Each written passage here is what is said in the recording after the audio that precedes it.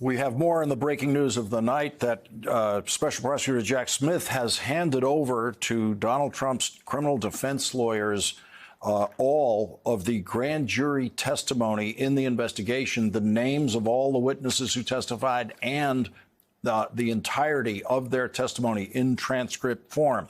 We now have the court filing made in court tonight by Jack Smith. It says that included in what has been handed over to Donald Trump's lawyers, it includes documents obtained via subpoena, evidence obtained via search warrant, transcripts of grand jury testimony taken in the District of Columbia, grand jury testimony taken before a grand jury in the Southern District of Florida. As you know, most of the grand jury testimony was taken in Washington, D.C., but some was taken in Florida. It also includes notes about witness interviews conducted right up until May 12th of 2023. Included in this this document is the note that public statements made by Donald Trump are included in the discovery, the prosecution's evidence of this case. And obviously, those include recent statements, possibly, that Donald Trump has made.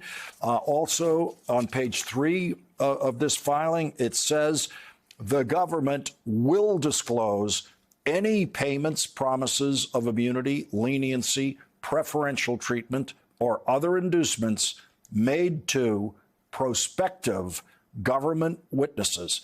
Back with us is Andrew Weissman. Andrew, what do you make of it now that we can see the entirety in detail of what Jack Smith has handed over and what he plans to hand over very soon? Couple things.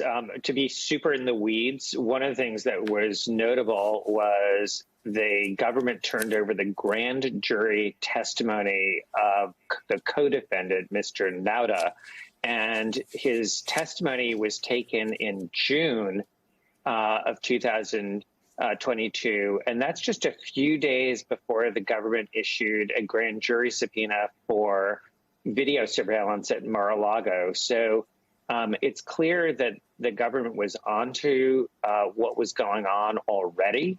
And there must be, I think, something they learned either from Mr. Nauta's grand jury testimony or from what is labeled employee 1 and 2 that led them to want to get that video surveillance. But it's really interesting that Mr. Nauta was in the grand jury very early in this investigation.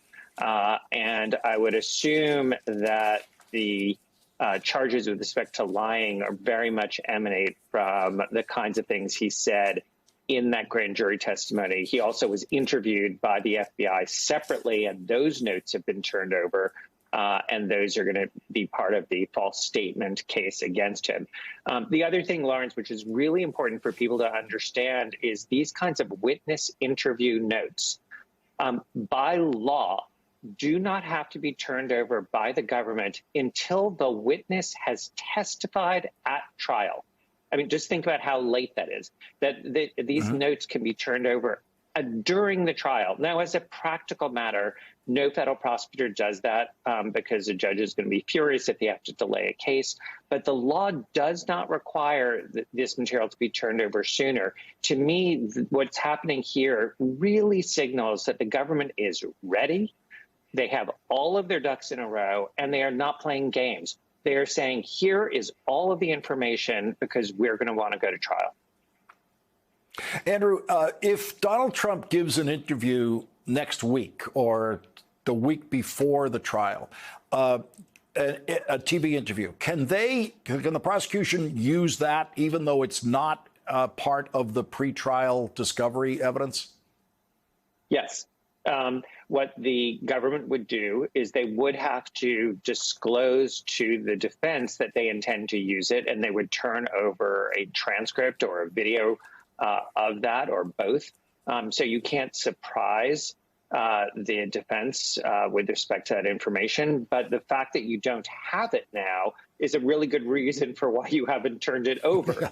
But if Donald Trump continues to talk, all of that information can be turned over subsequently, and a court's not going to say it's out of bounds because, you know what, if the defendant didn't want that to happen, he didn't have to speak.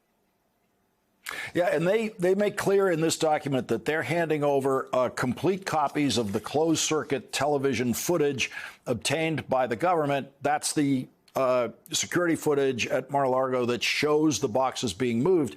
They then go on to say, we're also pointing out highlights in that video footage. So you don't have to sit there and watch 24 hours of it in this space where nothing's happening.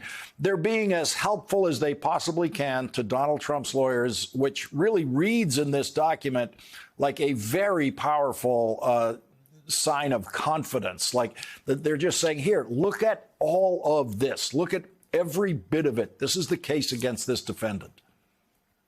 That is absolutely right. It is fairly standard in a case that involves really voluminous discovery. This is not such a case, by the way. Enron, which I worked on, that's a case which involves voluminous discovery, where you're talking about millions and millions of terabytes of data that are being given to the defense. So it's pretty common to try and give a bit of a roadmap to the defense as to at least what you think is important and what you're going to use in your case. Here, where there's a much more limited amount of discovery, what it signals to me is exactly what you said, that the government is trying to be as helpful as it can because it has something in mind, which is a speedy trial. And that's the reason it's preparing these kinds of summaries to try and help the defense isolate what is most important. To be fair to the defense, having been a defense lawyer, you can't just take what the government says is key. You have to do your own investigation to decide whether that's really everything that you'd want to look at. And Andrew, it seems to also be a message to Judge Cannon tonight, where this prosecution is saying not 1 minute of delay in this case will be because of the prosecution. Absolutely. I have been in that situation as well, where you want on your first day that you would show up in court, you want to be able to say to the judge, we have turned everything over. There is no gamesmanship here. There's going to be no delay. We are not dragging our feet, because you want to make sure the judge gets that you're a professional, you're by the book. And in this case, again, it's all about the clock, making sure that Judge Cannon knows that the government is going to be really on top of their game and discovery and the rules to make sure that they can get as speedy a trial as possible, consistent with due process for the defendants. Andrew Weissmann, thank you very much for guiding us through this breaking news. Really appreciate it.